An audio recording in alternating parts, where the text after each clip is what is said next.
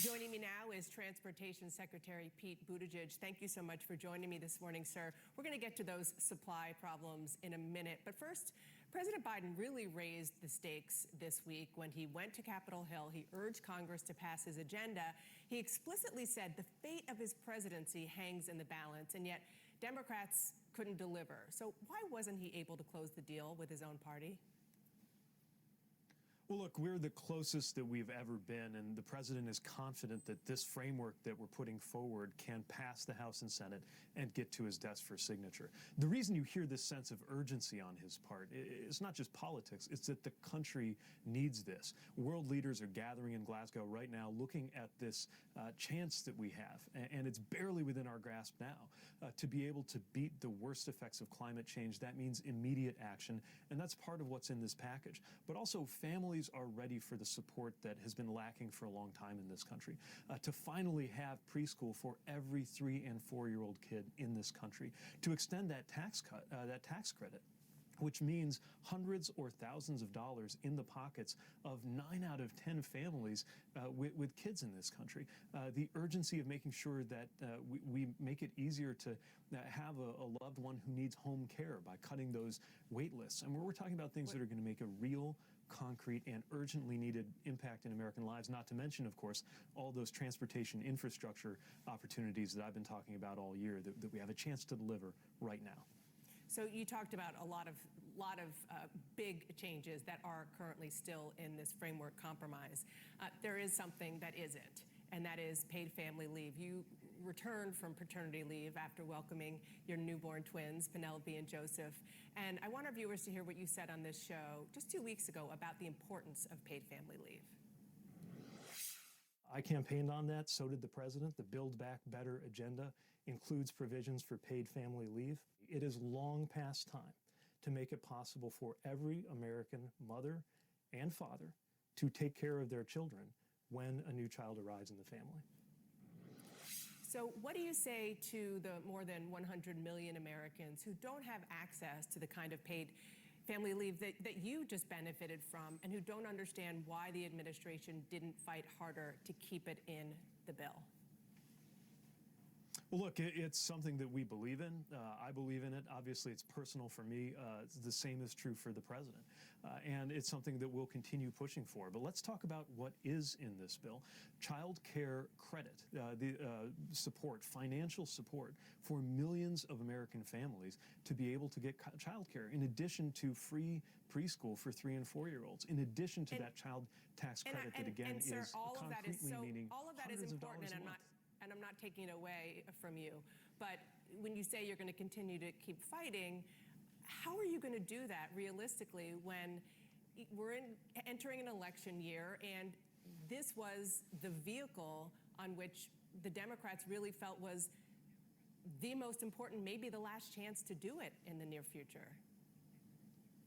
Well, I'll tell you how we're going to do it. We're going to do it from a position of strength, because when we pass this bill, we will have delivered the most important pro-family legislation of my lifetime, the biggest expansion in healthcare since the ACA itself, the most we've done on climate change ever, and concrete improvements, literally, in roads, bridges, ports, airports, and so much more. When you have a successful policy, when you deliver major, positive, transformational change in the lives of Americans, you are rewarded with more running room to do more great things. I firmly believe that idea that good policy is good politics, and this framework is good policy. You know why it was dropped. It's because Senator Joe Manchin simply does not think that money should be spent on this in the way that it was proposed.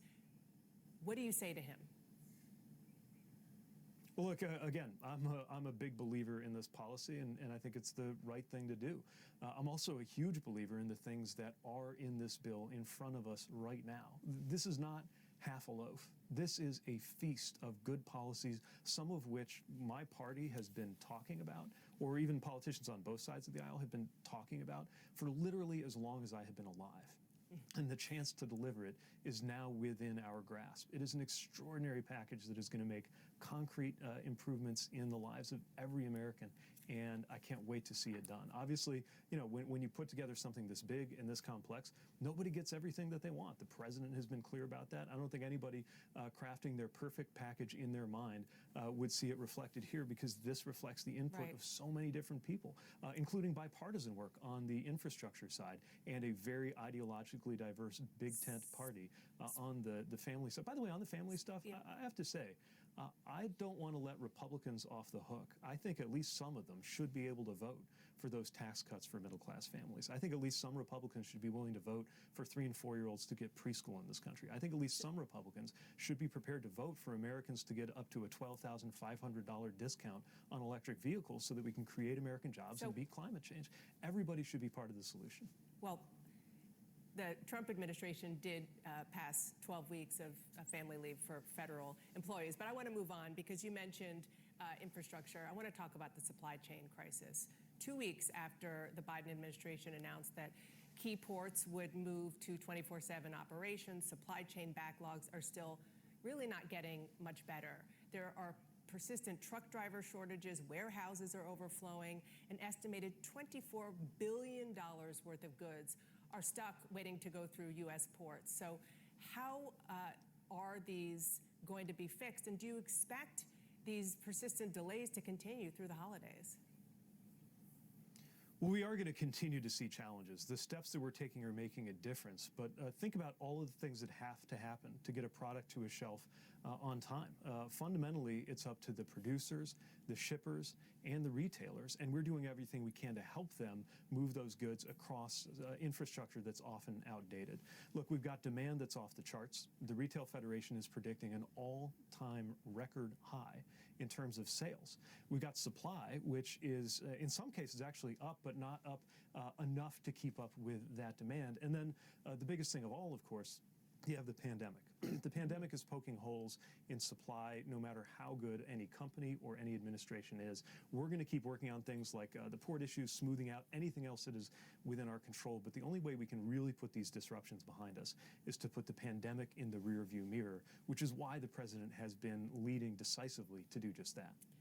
I want to ask, before I let you go, about a flight attendant for American Airlines who was hospitalized this week with a broken bone, several of them in her face, after a passenger assaulted her mid-flight. So far this year, the FAA is investigating more than 900 incidents of violent or unruly passengers, and that's up from 152 years ago. So should there be a federal no-fly list for people who behave like this on U.S. flights? I think that should be on the table. Look, it is completely unacceptable to mistreat, abuse, or even disrespect flight crews. These flight attendants have been on the front lines of the pandemic from day one, and they're up there, as the announcement always says, for your safety. There is absolutely no excuse for this kind of treatment of flight crews in the air, or any of the essential workers, from bus drivers to air crews, who get people to where they need to be. The FAA stands strongly with flight crews. It's why you're seeing some really harsh penalties and fines being proposed, and we will continue to look at all options to make sure that flight crews and passengers are safe. Before I let you go, it is Halloween. Did the twins have a costume or costumes? So, yeah, my husband Chasten found these, it's a little hard to describe, but basically they're like these traffic cone costumes. They're infrastructure, basically. They're going to be going as infrastructure. That's amazing. Secretary Buttigieg, thank you so much for your time this morning.